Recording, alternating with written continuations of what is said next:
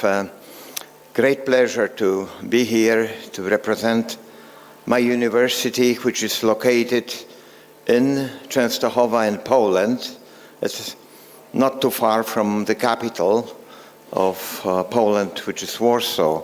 I must tell you that after the previous session where I heard the great story that India is ready to implement its great sciences of the past sages, rishis, I feel a little bit uncomfortable being European, because we were always leading the world for a number of years, and now it seems like it will flip over.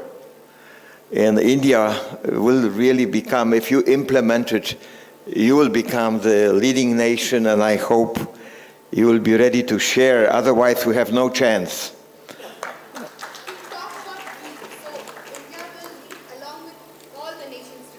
Yes. I'm sort of, I'm sort of half joking here. I know that you have been sharing yoga, a great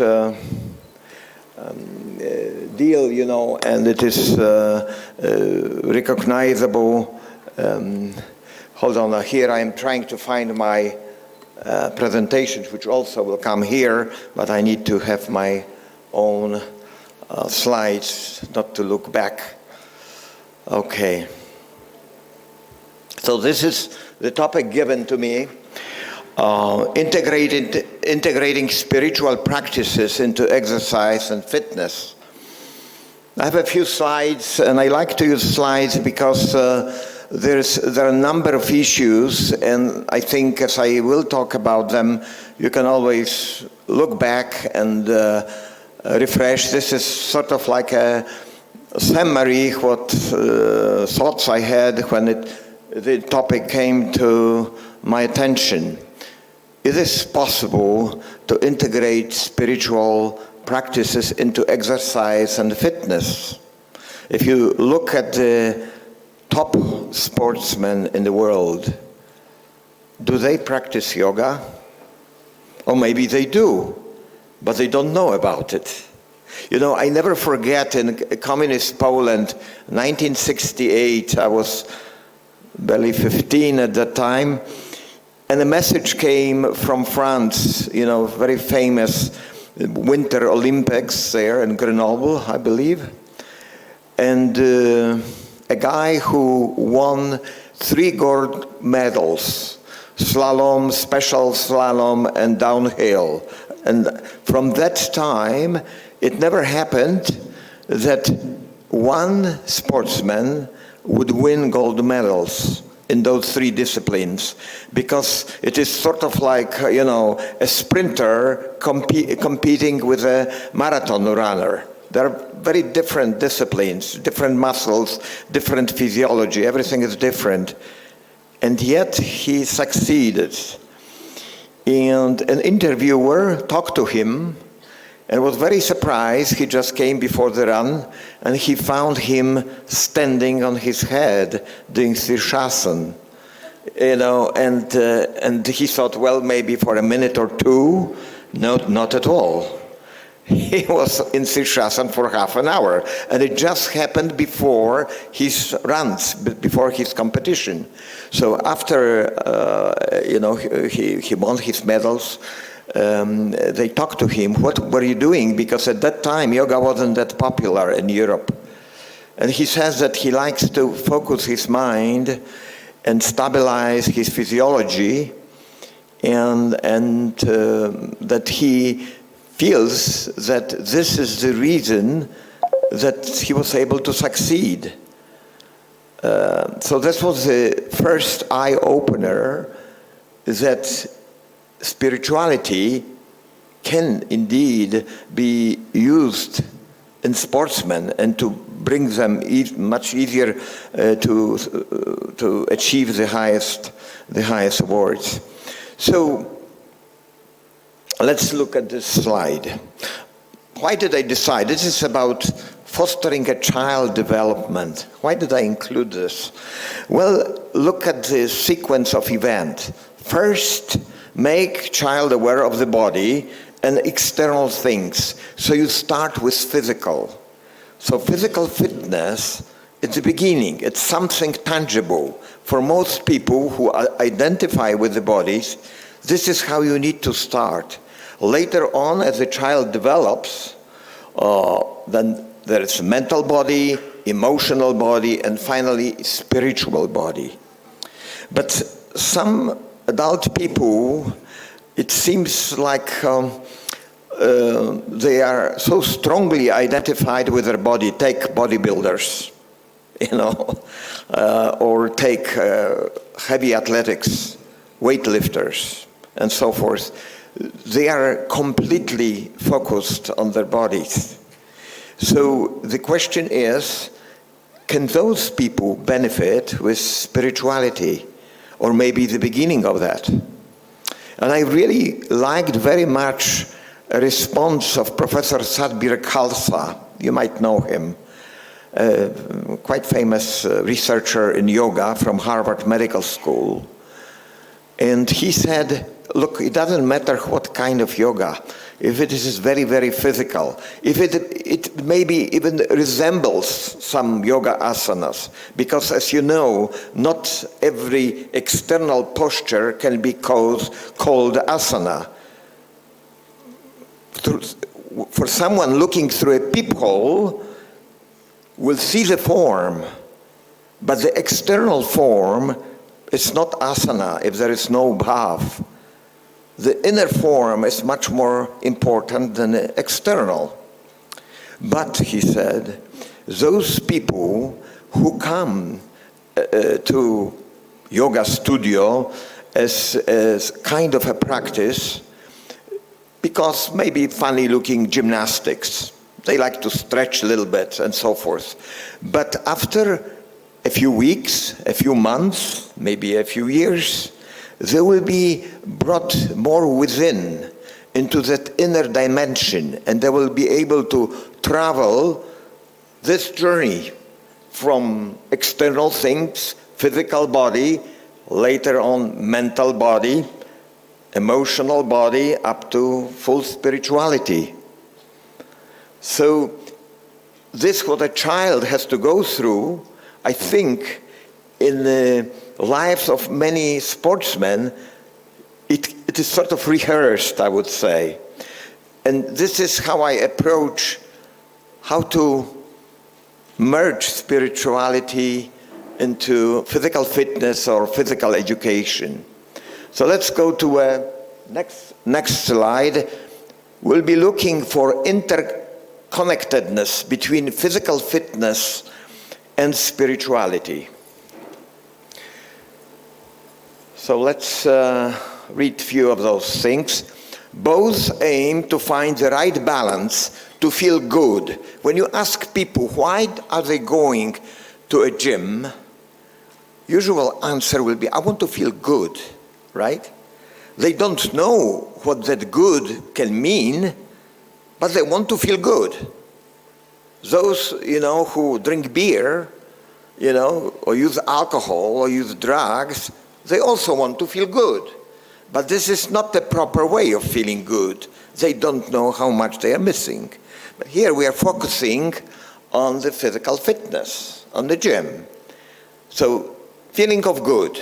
Both help to establish healthy routines, make positive changes, and control emotions. Some physical and spiritual lessons can only be learned through kinesthetic experiences. This is something very tangible for them. Spirituality for many, many people. I come from a very Catholic country.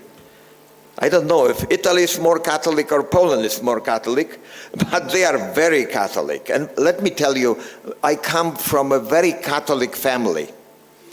From the age of 3, I looked through 3 sets of bars at my grandnun, she was a sister of my grandmother. clothes like a penguin, you may say, somewhere behind there, that kind of a first impression. And my uncle, a Benedictine monk. Actually, you would not believe it, but my uncle, a Benedictine monk from a very old monastery, 1,000-year-old Benedictine monastery in Poland, in Tyniec, near Krakow, the ancient capital of Poland, he was the one who told me about yoga. Can you believe it? And he told me that he was practicing yoga and pranayama because he could train his vocal cords. You know Gregorian chanting? It's like Om in Western culture. So he was the one to say word yoga. That was the first time when I was 15 in communist Poland. Some people from Russia or from Lithuania, they understand what I'm talking about. We had only Marx, Lenin, and Catholic religion. To hear anything about yoga was a miracle. I was 15. And you believe it or not, very ancient setting on a hill, down below Polish Ganga, we call it Wisła, river flowing. And he tells us he's concerned about lack of activity in a monastic setup. You can't, be rowdy, noisy, play games like that. But yet, young boys need a little bit of, exercise. So he said, I have been practicing this kind of strange Eastern type of gymnastic. I said, yes, there were 5 of us. And he says, this was yoga. And I remember that experience as vividly as it happened, some 50-some years back. As he said the word yoga, it was beautiful blue sky, perfect weather. Some force, power from heaven descended into me and settled at the base of my spine. And from that moment on, my life became completely different. I did not understand much about it.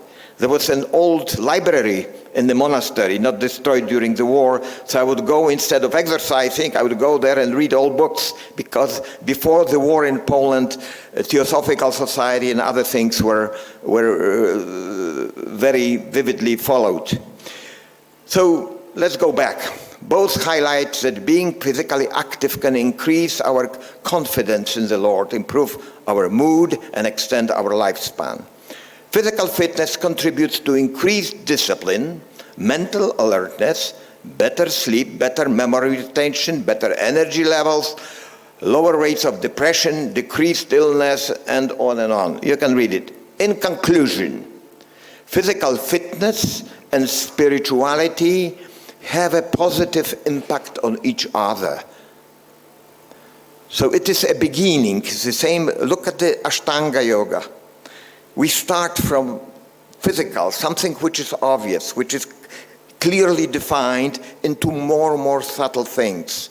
So this is how it is interconnectedness for people in a practical sense. Let's explore a little bit more.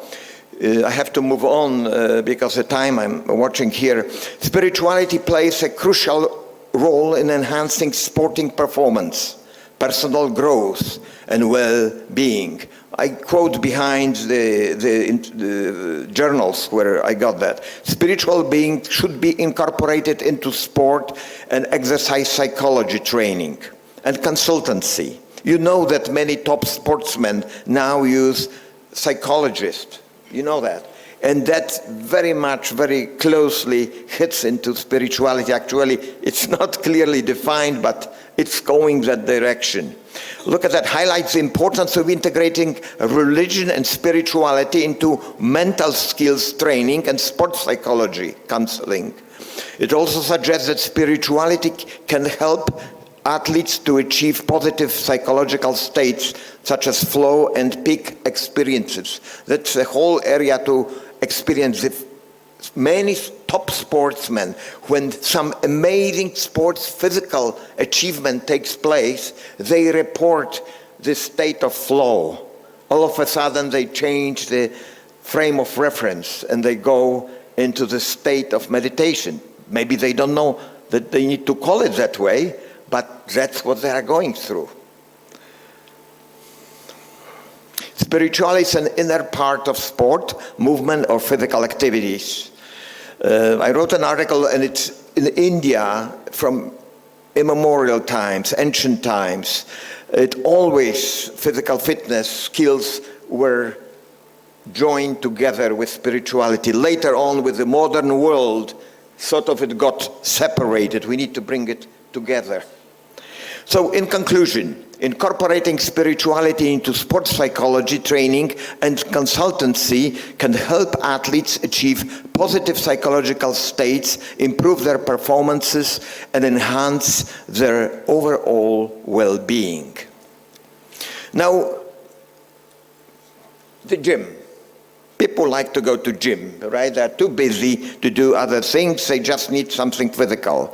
But that can be also a place of spiritual growth. Maybe you will not call it that way, but it will be. Let's go through conclusion, because we're short on time. Though the gym is not typically considered a spiritual training compound, however, it can become a place of spiritual growth and transformation.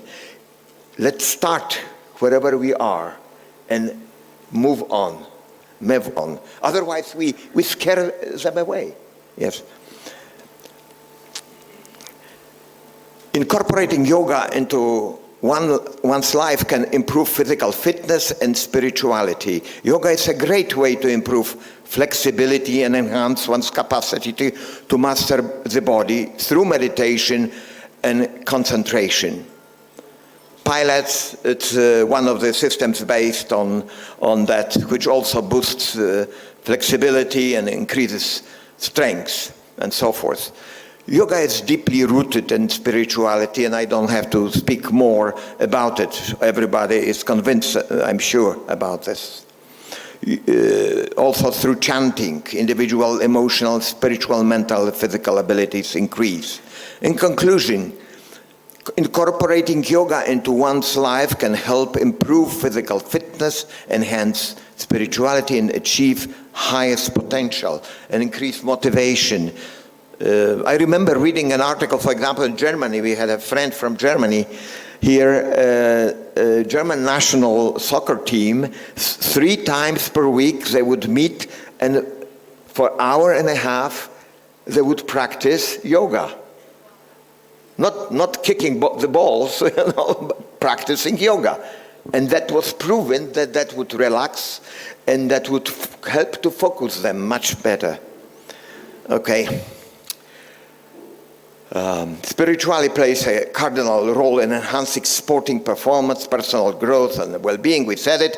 And here, very interesting thing. I was able to find an article, a scientific article, Spiritual Well-Being in Sports and Exercise Psychology by Dev Rao Chowdhury. The findings are that the spiritual well-being plays a crucial role in athletic excellence and is a buffer against a wide range of stressors and negative behaviors, but it has received very scant attention in the sports and exercise physiology. What's more, look to the next finding. Spiritual fitness is an essential part of human performance optimization. I have my other favorite topic, optimal peak performance. Optimal peak in every level of fitness. And key interweaving and interacting domain, and it's an integral component to ladies in the United States, quoted there, have done this wonderful research. This approach has been used for maintaining, believe it or not, special operational forces of readiness. So it must be practical. I mean, who is more practical than the military?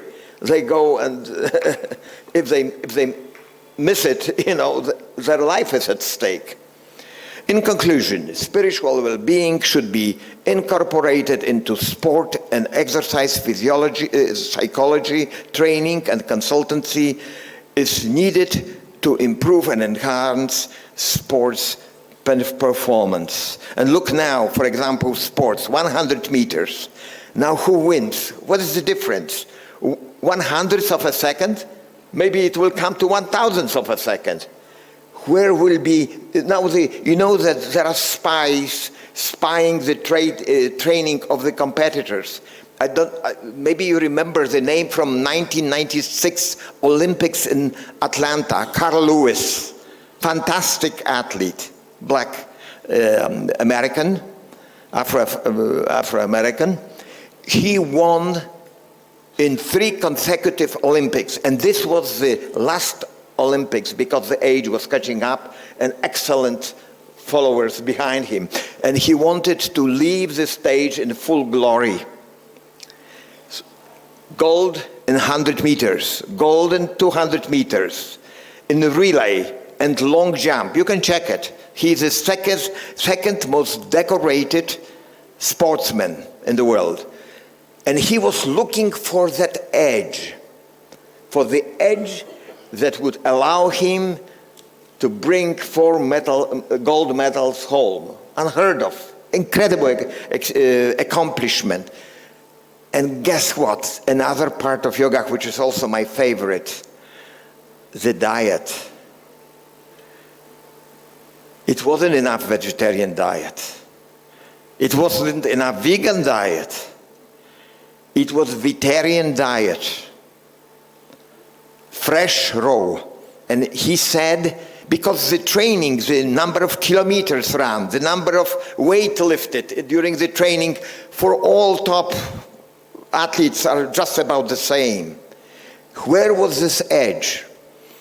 The edge was the very special diet full of prana. I don't have to say, because it's of course organic, but much more to that. So, suggestions, how one can use spiritually the time of their physical fitness program. Please read, and I would like to end my presentation because this is a time for me to end. Thank you very much.